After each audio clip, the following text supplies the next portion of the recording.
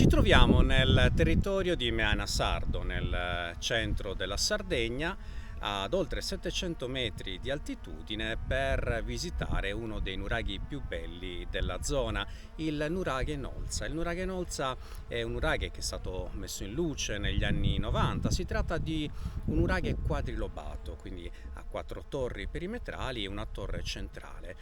Questo nuraghe venne costruito, come la maggior parte degli edifici nuragici, tra il 1600 e il 1400 a.C., ma successivamente subì alcune modifiche e alcuni rifacimenti che oggi sono visibili nel sito. Nel sito trovate una cooperativa, la cooperativa Ortuabis, che garantisce l'apertura e le visite guidate nel sito.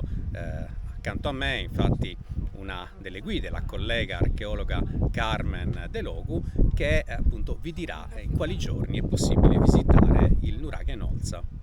Sì, buongiorno a tutti. L'area archeologica è visitabile dal martedì alla domenica con orari invernali e orari estivi, presumibilmente intorno alla metà della mattina sino al tardo pomeriggio, con bellissimi tramonti che si possono comunque apprezzare in tutto il periodo, appunto, vista l'altitudine.